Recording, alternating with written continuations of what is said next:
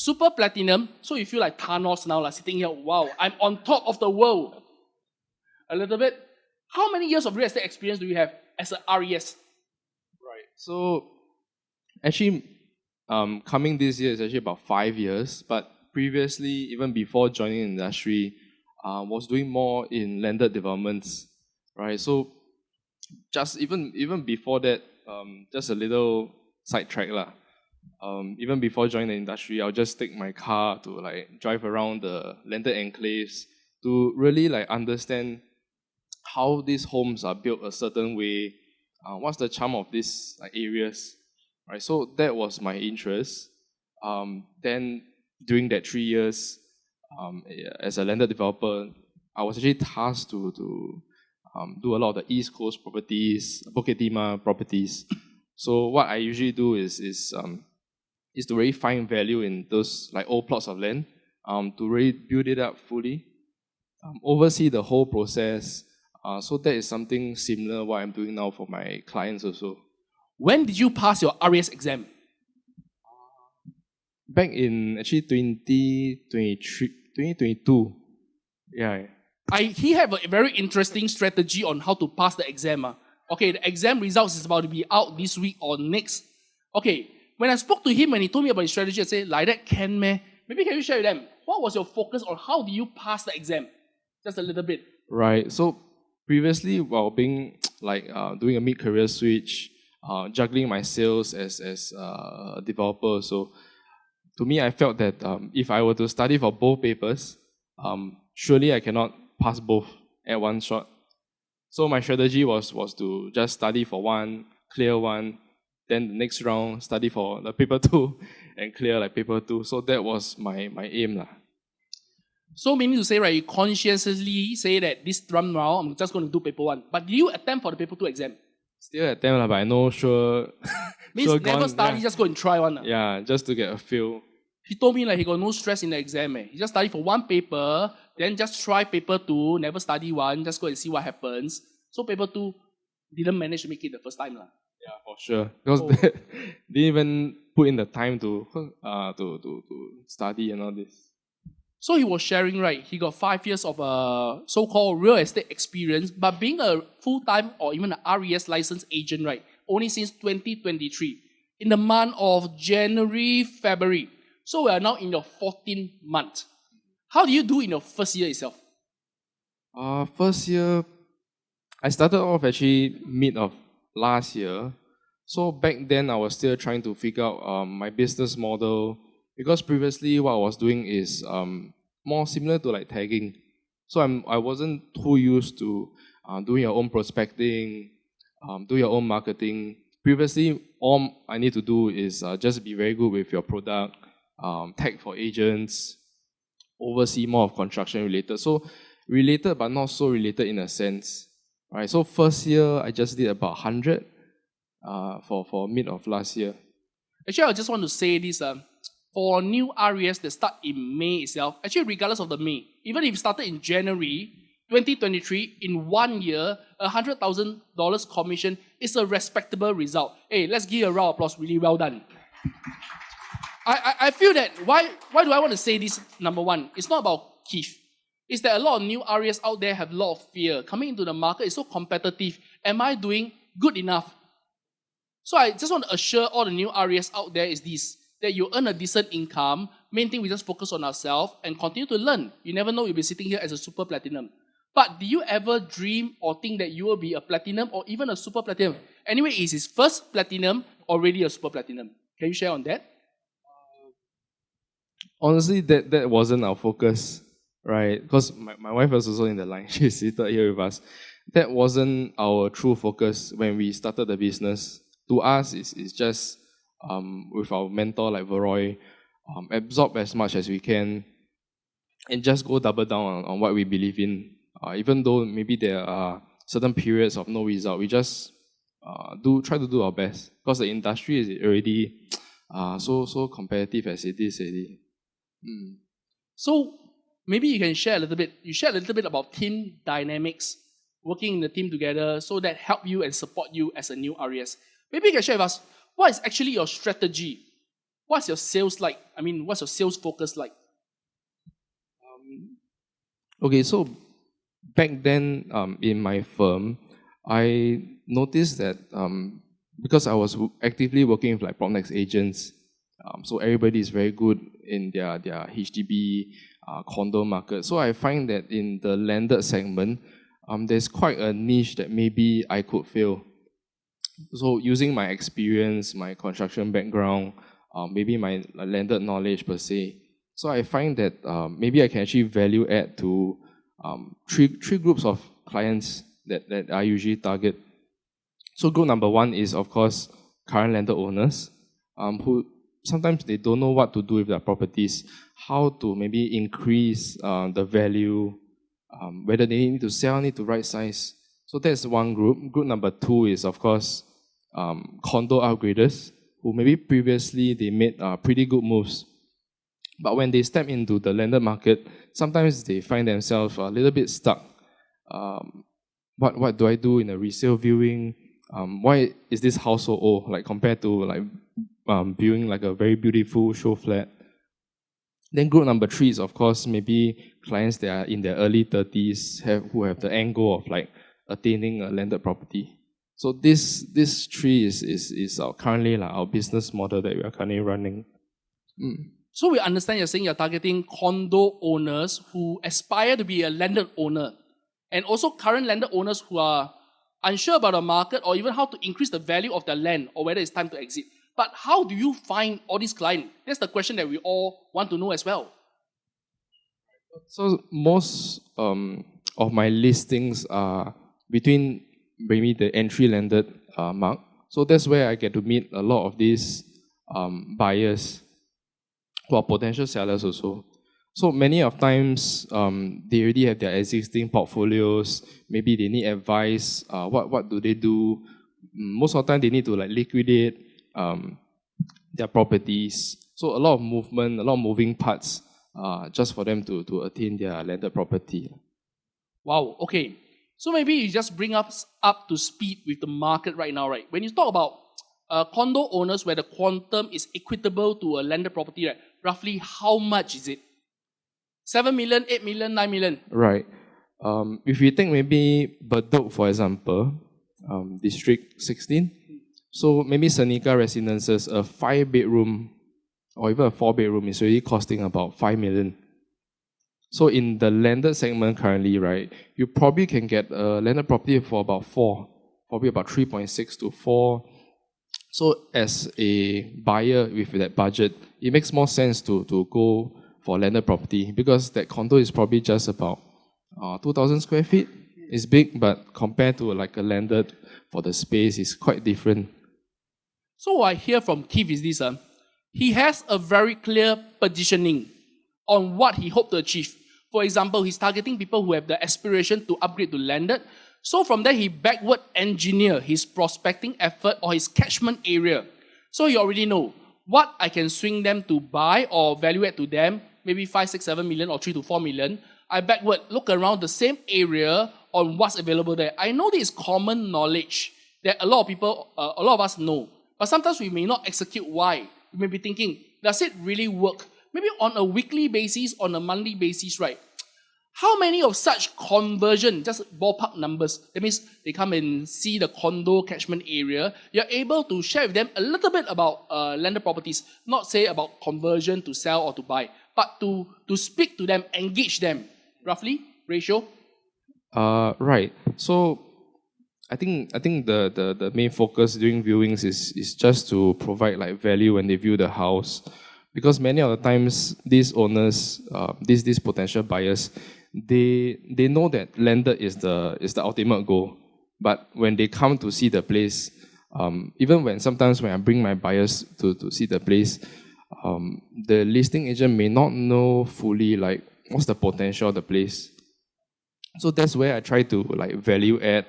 What are the pros, the cons, what can be done to the place, perhaps give them a better perspective. And of course, let's say they want to do something in the place, what is the capital investment needed to increase the value of the home? Wow, I think that's something. that what Keith shared, right, is this. He already know what his strength is. Every one of us got our own unique strength. He have this. He got some in-depth knowledge because he worked for a developer before in the sales team of landed properties. So he will know a little bit more. But I'm sure some of you are landed practitioners as well. Do we need to fish in the pond do we need to only breed fishes in the pond that we fish? Or we can look at some other ways that we can open the radius of your prospecting. I think that's something for us to think about. And from what Keith has shared, right, that people are generally very, very interested. So now you know why. I think just to look it back, right, why we are featuring the landed properties in the expo. It's not to sell the expo, but we really see a keen interest. We really have the data. We see the transaction. We see the number of listing in the market. And then from there, right, we can see the number of listing that's being sold. We know the cyclic rate. If you want to get a good client of a good profile, it could be something that you want to look into. But definitely not everything to jump. Okay, will you today, right, just dump everything apart and jump into the landed market and focus only on landed? I did think about it as a new RES, but I feel that in the landed segment, there are actually very big teams within Propnex, within other agencies. So I feel my positioning is not to go towards that, maybe in the near future. But as a new RES, I feel where I can add value is mainly capture these new first-time landed buyers. So example is some of the process what I do other than viewing the property together. Sometimes things can be nice, a lot of things you can see. But what I'm most concerned is things that I can't see, or even the client can't see. So these are the things whereby can actually save clients a lot of headache when they purchase something so big ticket also. Okay, so I hear that. I was thinking, right, because you see, actually there's so many people wanting to take an RES license to pass the exam and the kickstart. So from day one, when you got your license, right, okay, between you and your wife, who started real estate first? Actually, me, back in 2020. Back then, she was doing something completely different. She's studying. Then she moved on to her medical field as a specialist. So I started earlier on. Yeah. Medical field. Later on, one of our interviewees also part of the medical field. So the newspaper report is right. Teachers are joining real estate. Bankers are joining real estate. We also got a lawyer join real estate. Now we got medical field. Oh my God. But I think there's certain thing in the market that we address in the article itself, right? We say this, so we all know, right? They say there's redundancy in the real estate agent market, too many agents, right? Can I say this, that every single day you wake up, your income starts from zero? If you really don't make an income, will you keep this license forever and not practice and be an agent? Similarly not, right? Unless you're productive. So we told the journalists this, is that the market is there's a natural cycle. If they really don't find meaning in this itself, they would normally attrition and then leave the market. So there is no balance or even a surplus. But some of them, why are they keeping the license? Is to prepare for a mid-career switch later on, or maybe as a post-retirement job. We never know. It's volatile, right, in the market today. So I think this is something. But for new RES starting out, what's your advice for them? How should they choose what to focus, or what do they do? What's your first prospecting activity? I think for new RES, definitely capital is needed to be pumped in the business. It's just whether you want to spend more time or spend more capital. But I would just maybe encourage them to try a little bit of everything first. Right? Find what you're good at, maybe find a focus and really dive deep into it. Right? Because you are starting off already behind right in a competitive environment. Just focus in one or two things. Try to do the best. Then maybe you can find something that works for you also. So you mentioned about capital. Roughly how much is required in order to kickstart? In your own opinion, there's no right wrong answer. Right. So I think to even consider this, maybe at least 30 to 40K for a year? Yeah, a year more for your living expense, right? Because there are months, even if you close your first deal, maybe it can be 6 months later, you get your commission payout. So this is something to sustain yourself as well. So when did you close your first deal and what kind of deal was it? My first deal was actually a condo upgrader. So this was where I think very thankful for my first client who actually entrusted me with their King Albert Park condo. So this family, very nice family, they've been staying for 20 over years. Finally, they make the decision to upgrade to something bigger, right? So back then, I think was very new experience, selling a condo. Then all the buyers that came in was people who want to enter into Pei Hua, MGS. So completely different experience. But I just follow my mentor's advice. just do my best. Then that translated to several better things afterwards also. Actually, when you talk about school, right, I just had a funny thought. That next time when you have this near to school units, right, when you have an open house, next to the unit itself, right, set up a table. You tell them, after you put that option, we help you to register for the school straight away. You put a registration counter outside. But how do you meet this client as a new RES? Where do you get the leads from? Actually, I was just marketing a relative unit. So actually, this client just call me actually instead of me calling them to market their place. So it was quite a unique experience because they were quite tired with the whole process. I think they didn't have a very good experience. So I just try to be as genuine as I can, offer them advice that they need so they decide to engage me and all that. So you were marketing a unit for your relative in the same condominium? Different condo, completely different. How far away? Was marketing for a West Coast condo. So this owner was in King Albert Park. So completely different location, but they just narrowed down more for the size. Now I'm curious. What do you post in your property guru description? That someone in King Albert Park will call your listing in West Coast to ask you to list their property? Or do you put a video there or something?